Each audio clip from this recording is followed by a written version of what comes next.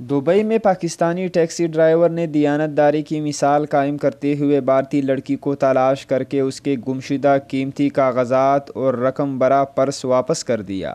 مزید آگے بڑھنے سے پہلے اگر آپ نے ہمارا چینل پختونخوا چینل کو سبسکرائب نہیں کیا تو ضرور سبسکرائب کریں۔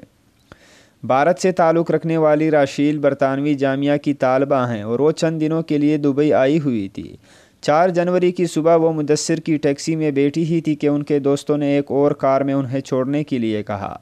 اس عجلت میں وہ اپنا پرس ٹیکسی میں ہی بھول گئی۔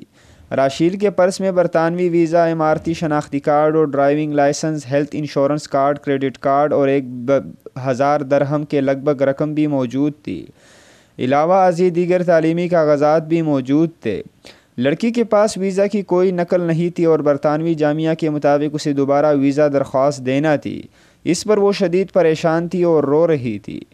دوسری جانب مدثر نے ٹرانسپورٹ اتھارٹی، پولیس اسٹیشن اور دیگر مقامات سے مدد طلب کی تاکہ لڑکی سے رابطہ کیا جا سکے، لیکن تمام کوششیں بیکار گئی۔ تاہم بار بار کے اصرار پر صبح 3:30 بجے انہیں مقامی ٹرانسپورٹ اتھارٹی سے ایک فون آیا جس میں ٹیکسی بک کروانے والے راشیل کا نمبر دیا گیا۔ اس کے بعد انہوں نے راشیل سے رابطہ کیا اور اسے پرس واپس کیا۔ راشیل کے والد نے انعام میں 600 درہم دینے کی کوشش کی۔ اس پر مدثر نے کہا کہ راشیل ان کی بہنوں جیسی ہیں اور ایک بھائی نے ایک بہن کے لیے یہ کوشش کی ہے۔